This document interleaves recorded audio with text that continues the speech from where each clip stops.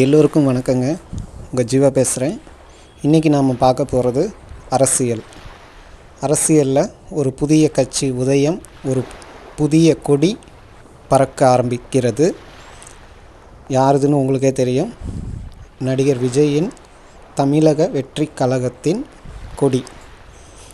அதில் ஒரு விழா மேடையில் பேசினார். எல்லாருக்கும் நன்றி சொன்னார். கொள்கைகளை பற்றியும் அடுத்தடுத்து மாநில மாநாடு எங்கே எப்போ எப்படிங்கிறதெல்லாம் அடுத்தடுத்து அறிவிக்கிறதா சொல்லியிருக்காரு. எல்லோருக்கும் நன்றி சொன்னார். குறிப்பாக தாய் தந்தையருக்கு நன்றி சொன்னார். அவரோட உதவியாளரும் இவரும் அந்த பாடல் ஒலிக்கும் பொழுது மிக ஆழ்ந்து உணர்ந்து ரசித்து கொண்டிருந்தார்கள் ஆத்மார்த்த ரீதியாக. அப்போது விஜயின் தாயார் திரு சோபா சந்திரசேகர் அவர்கள் தம்ஸ்அப் காட்டினாங்க விஜயோட உதவியாளர் புஷி ஆனந்திற்கு. ரெண்டு பேருமே தம்ஸ்அப் கையில் காட்டி ஒரு உற்சாகப்படுத்தும்படி இருந்தது அந்த காட்சி. எஸ்ஏ சந்திரசேகர் அவர்கள் மிக ஆக்டிவாகவும் சுறுசுறுப்பாகவும் உற்சாகத்தோடும் வலம் வந்தார். அவரும் நிகழ்ச்சியில் பங்கெடுத்துக்கிட்டார். இதெல்லாம் இன்றைக்கி நடந்த நிகழ்ச்சி. இப்போ நாம் இதில் பார்க்க போகிறது என்னன்னு கேட்டிங்கன்னா, இவரோட பலம் என்ன, பலவீனம் என்ன அப்படிங்கிறத பற்றி எல்லாரும் பார்த்துக்கிட்டு இருக்காங்க. அந்த வகையில் நம்மளும் நமக்கு தோன்றுவதையும் நமக்கு தெரிவதையும் நம்மளும் சபையில் முன்ன வைக்கலாம் அப்படிங்கிற ஐடியாவில் வந்தது. இவரோட பலம் என்னன்னு கேட்டிங்கன்னா, இன்றைக்கி இவர் இருக்கிற இடத்துல உச்சத்தில் இருக்கார். உச்சாணி கொம்பில் முதல் இடத்துல இருக்கார். அந்த இடத்த வேண்டான்னு இறங்கி, அந்த துறை வேண்டாம், அந்த இடம் வேண்டான்னு சொல்லி இறங்கி வந்ததில் எனக்கு தெரிந்து இவர்தான் முதலிடம். இதுக்கு முன்னே வந்த நடிகர்கள் எல்லோருமே மார்க்கெட்டில் இருந்தாங்க. யாரும் மார்க்கெட்டு போயெல்லாம் வரல, மார்க்கெட்டில் இருந்தாங்க. ஆனால் நம்பர் 1 இடம், அதிக சம்பளமாகட்டும், அதிக வியாபாரமாகட்டும், அதிக அளவுக்கு ஃபாலோவர்ஸ் ரசிகர்களை கொண்ட ஒருவர் அந்த துறையில் டாப்பில் இருக்கும்போது அதை வேணாம் அப்படின்னு சொல்லிட்டு வந்தவங்க யாருன்னு பார்த்தீங்கன்னா, ஃபஸ்ட்டு நடிகர் விஜய். இதுக்கு இவரோட பலம். இவர் பணம் சம்பாதிக்கணும், பணபலம் வேணும், இல்லை நமக்கு நம்மளை வரவேற்கணும், மக்கள் கொண்டாடணும் அப்படிங்கிற கான்செப்டில் அரசியலுக்கு வர வாய்ப்பு இல்லை. ஏன்னா அவர் ரெண்டையுமே பார்த்துட்டாரு, இன்னமும் பார்த்துக்கிட்டு அந்த இடத்துல தான் இருக்கார். இப்படி இருந்து அவர் வராரு அப்படின்னா, அவர் ஏதோ ஒன்று செய்யணும்னு நினச்சி இதை ஆரம்பித்து இதில் முழு கவனமாக களத்தில் இறங்குறாரு. முதல்ல இறங்குறாரு. இது அவரோட பலம். இதுக்கு முன்னே வந்தவங்க பேரெல்லாம் சொல்லி நான் அவங்கள காயப்படுத்த விரும்பலை. அது நல்லாவும் இருக்காது. நம்ம நல்லதை மட்டுமே பார்ப்போமே. இவர் சப்ஜெக்ட் எடுத்தோம்னா இப்போ இதை மட்டுமே பேசுவோம். மற்ற நடிகர்களெல்லாம் சொல்லி ஒப்பிட்டு நம்ம நேரத்தை விரயம் செய்ய வேண்டாம். அதனால் ஸ்ட்ரெயிட்டாக விஷயத்துக்கு வர்றது என்னென்னா, இவர் இருக்கிற இடத்துல இருந்து இவர் இறங்கி வந்தது இவர் தான் முதல் நபர். இதுக்கு முன்னே யாரும் இப்படி வரல தமிழ்நாட்டில். ரைட்டுங்களா? அடுத்ததாக தான் யார் எந்த விமர்சனம் சொன்னாலும் அதை அமைதியாக அப்சர்வ் பண்ணி உள்வாங்கிக்கிட்டு அதுக்கு ரியாக்ட் பண்ணுறது எதிராளிக்கே தெரியாது. இவர் என்ன ரியாக்ட் பண்ணுறாரு, என்ன பண்ண போகிறாரு, என்ன பேச போகிறாருன்னு, அவர் இது வரைக்கும் இருந்த துறையிலேயே அவர் என்ன செய்ய போகிறாருன்னு யாருக்கும் தெரியாமல் திடீர்னு ஒரு மின்னல் மாதிரி சில விஷயங்களெல்லாம் ஷார்ட் ஓகே இல்லை ஷார்ட் கேமரா அப்படிங்கும்போது இவர் ஒரு இதுவாக வருவார். அது நிறையா பேர் சொல்லி கேட்டிருப்பீங்க. அப்படி வர்ற இவர் அரசியலில் எதிர்த்தரப்பில் யார் என்ன பேசினாலும் அதை அவர் ஃபாலோ பண்ணார்னா எதிராளிகளுக்கு அது ஒரு மயக்கத்தையும் தயக்கத்தையும் தான் ஏற்படுத்தும். இவர் பதிலுக்கு பதில் ரியாக்ட் பண்ணால் தான் அவங்க அடுத்த மூவ் எடுத்து வைப்பாங்க. ஆனால் இவர் அப்சர்வ் பண்ணுறதுல தான் அதிகமாக, அதாவது கவனிக்கிறதுல தான் அதிகம் கவனம் செலுத்துவார். இவர் உடனுக்குடனே ரியாக்ட் பண்ணி பதில் சொல்கிறதோ, எதிர்த்தரப்பை விடாமல் பதில் சொல்கிறதோ ரியாக்ட் பண்ணுறதோ இவர்கிட்ட இருக்காது. இது வந்து எதிர்த்தரப்பில் இருக்க எல்லாருக்குமே ஒரு இதுவாக தான் இருக்கும். இவருக்கு இது பலம் ஆச்சுங்களா.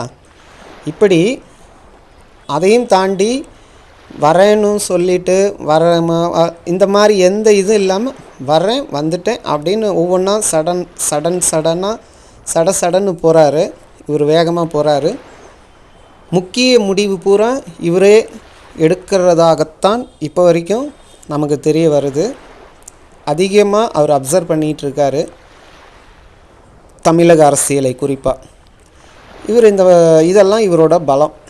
இவர் வரட்டும், வரவேற்கிறோம், வாழ்த்துக்கள், எல்லாம் ஓகே. இப்போ பலத்தெல்லாம் நாம் சொன்னோம், பலவீனத்தையும் சொல்லலாமா வேணாமான்னு எனக்கே சின்ன ஒரு யோசனை இருக்குது. ஏன்னா எல்லாருமே பலம் பலவீனம் ரெண்டையுமே சொல்கிறாங்க, நம்மளும் அதையே சொல்லணுமான்னு யோசிக்கிறேன். ஆனால் பலத்தை மட்டும் சொன்னால் நான் இவருக்காக பேசுகிறேன்னு நினைப்பாங்க. பலவீனத்தை சொன்னால் 2 பேரும் இதையே தான்ப்பா சொல்கிறாங்க நிறையா பேர் அப்படிம்பிங்க. இருந்தாலும் நம்ம கருத்தை நாம் தான் முதல்ல சொல்கிறோன்ட்டோம். அந்த வகையில் சொல்கிறோம். இவரோட பலவீனம் என்னவென்றால், இவர் வயது அனுபவம் இதற்கு முன் இருந்த துறையில் இவர் அங்கே ஒரு லீடர் தலைமையில் இருக்கார், ரைட்டுங்களா. ஆனால் இப்போ வந்த துறைக்கு இவர் இப்போ தான் தொடங்குறாரு. அங்கே ஒரு 25-30 வருஷமாக 30 கடந்தே அவர் திரைத்துறையில் இருக்கார்.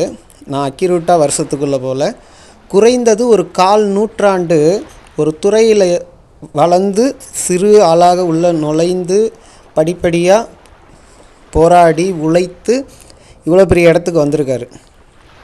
ஆனால் சினிமாவுக்கே அவ்வளோ 25 வருட போராட்டமும் உழைப்பும் பல தியாகமும் தேவைப்படுது. ஆனால் அரசியலுங்கிறது அதை விட பல மடங்கு பன்மடங்கு ரொம்ப ரொம்ப ரிஸ்க் ஃபேக்ட். அதாவது ரொம்ப கவனத்தோடு இருக்க வேண்டிய இடம். அதற்கு இவர் இப்போ தான் வராருங்கும்போது இது அவருக்கு இந்த இடத்துல அவர் இப்போ தான் ஆரம்பிக்கிறார். அப்போ இதுக்கு எவ்வளோ காலம் பிடிக்கும், இதை எப்படி இவர் எதிர்கொண்டு இவரை நிரூபிக்க போகிறாரு, கொள்கை ரீதியாக, நடவடிக்கை ரீதியாக, பேச்சு ரீதியாக, போராட்ட ரீதியாக, இதெல்லாம் எப்படி இவர் பண்ண போகிறாரு. ஏன்னா இவருக்கு ஃபஸ்ட்டு ஸ்டார்டிங் இதுதான், தொடக்கம் இது தான். அப்போ இது எல்லாத்துக்குமே இவர் முதல் அங்கே ரொம்ப ஒரு அசைக்க முடியாத ஒரு நாற்காலியில் உட்காந்துட்டு இருக்காரு, ஆஜான பாகுவா அரசன் போல். ஆனால் இங்கே இப்போ தான் தொடங்குறாரு. அப்போ இந்த டிரான்ஸ்லேஷன், அதாவது ஏற்றம், இந்த ஏற்ற இறக்கம் அங்கேருந்து இங்கே வர்றது இப்போ இங்கேருந்து அங்கே போகிறதுக்கு எவ்வளோ காலம் பிடிக்கும், எவ்வளோ வருடம் பிடிக்குங்கிறது இவரோட நடவடிக்கையில் தான் தெரியும். இவர் எப்படி அரசியலை புரிஞ்சுக்கிட்டு, அது இப்போ இருக்க போட்டி உலகம், இப்போ எவ்வளோ போட்டி இருக்குதுன்னு எல்லாருக்குமே தெரியும். ஆனால் இங்கே நிறைய போட்டி இருக்குது, நிறைய இது வரைக்கும் கட்சிகள் இருக்குது. சில கட்சிகள் எவ்வளோ போராடிக்கிட்டு இருக்குது, அவங்க எப்படி தக்க வச்சிக்கிட்டு இருக்காங்க, இதை போல் நிறைய கேள்விகள் இருக்குது. இவர் எப்படி இதெல்லாம் எதிர்கொள்ள போகிறாரு. இதுக்கு முன்னே இருந்த கட்சி, ஆண்டுகிட்டு இருக்க கட்சி, ஆள போகிற கட்சி, இல்லை இவரே ஆள போகிறதா கூட நம்பிக்கை இவங்களுக்கும் இருக்குது. நம்மளும் வாழ்த்துவோம், அவங்க நம்பிக்கை வெற்றி பெறட்டும், நல்ல நம்பிக்கை வெற்றி பெறட்டும். ஆனால் இங்கே இவர் புதுசுங்கும்போது இதுதான் இவருக்கு முதல் பலவீனமாக இருக்கும். ஆக இந்த ஒரு பலவீனத்துக்குள்ளேயே அவரோட ஒட்டுமொத்த பலவீனம்னு சொல்கிறது எல்லாமே வந்துடுது. இது இவரோட அடுத்தடுத்த நாட்களில் நம்ம பார்க்கும்போது அதை இவர் எப்படி எதிர்கொள்ள போகிறார்னு நம்ம பார்க்கலாம், தெரிஞ்சுக்கலாம். பலம் இருக்கிற அதே சம அளவு பலவீனமும் இருக்கிறது. இதில் எதை இவர் தாங்கி பிடித்து தூக்கி பிடித்து நிறுத்தி இவரை நிலைநிறுத்தி கொள்ள போகிறார் என்பதை வரும் நாட்களில் பார்ப்போம். 1000 கருத்து வேறுபாடு எது எப்படி இருந்தாலும் புதியவர்கள் வருபவர்களுக்கு எல்லோரும் முதலில் ஒரு சந்தர்ப்பம் கொடுக்கணும். அது அவங்கவுங்க விருப்பம், நான் எல்லாரையும் கட்டாயப்படுத்தலை. விருப்பம் உள்ளவர்கள் அவருக்கு ஆதரவு கொடுங்க. அதுதான் வர்றவங்கள வந்து நாம் வந்து ஒரு சந்தர்ப்பம் கொடுக்கணுங்கிறது என்னோடய கோரிக்கை. அவரோட பலம் இதெல்லாம் இவ்வளோ விட்டுட்டு இறங்குறாரு. ஆனால் இங்கே இறங்குனது ரொம்ப கீழேருந்து ஆரம்பிக்கணும். அப்போ இதுதான் அவரோட பலவீனம். பலம் இருக்கும் அளவுக்கு பலவீனம் இருக்குது. வரும் நாட்களில் அவர் அதை எப்படி எதிர்கொள்கிறாருன்னு பார்ப்போம். அவருக்கும் வாழ்த்துக்கள். அவருடைய ரசிகர்களுக்கு, கட்சியில் இருப்பவர்களுக்கு எல்லோருக்கும் வாழ்த்துக்கள்.